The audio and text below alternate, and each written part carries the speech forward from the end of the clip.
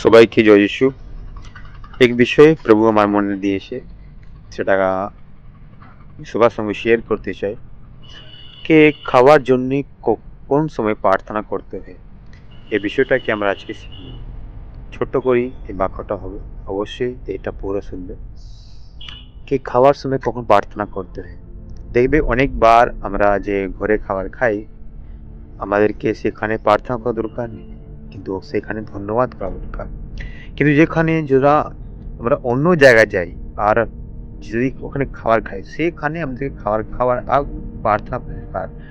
বলার মানে এটা, যেখানে বিশ্বাসী আছে সেখানে প্রার্থনা করা দরকার নাই, আর যেখানে বিশ্বাসীরা নাই সেখানে ওখানে আমাদের প্রার্থনা করা দরকার আছে। মানে যদি আমার পরিবারে বিশ্বাস করে লোক রান্না করছে, যে পরিবারে বিশ্বাস করা যায় সেখানে স্বয়ং খ্রিস্ট প্রভু যিশু তাদের স্বামী উঠে, তাদের প্রভু উঠে, তাদের ঈশ্বর উঠে।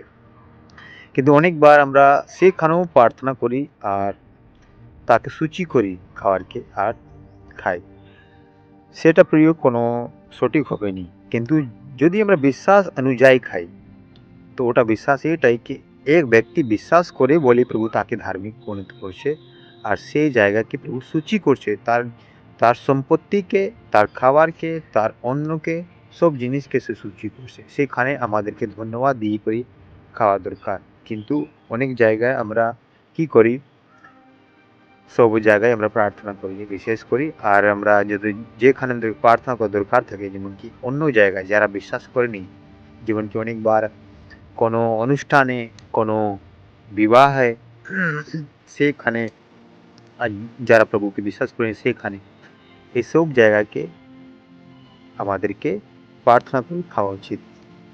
আর ঘরে, চাহে বিশ্বাসীদের মধ্যে, চাহে কলিসার মধ্যে, মূল্যের মধ্যে, সেখানে ধন্যবাদ দিয়ে করে খাওয়া দরকার। কেন এই পৌলুস কি বলছে, কে ধন্যবাদ দিয়ে করে খাও।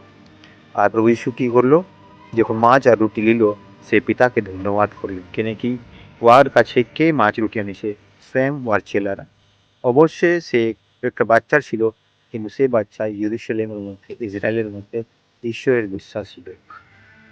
তো কোন খাবার কি আমাদেরকে প্রার্থনা করতে হবে, সেটা আমাদেরকে আজকে আমরা এটা জানি। বিশ্বাস করি সবার সঙ্গে এসে কথা বলেছে কোনখানে আমাদেরকে খাওয়ার জন্য প্রার্থনা করতে হবে। সবাইকে জয় ঈশ্বর।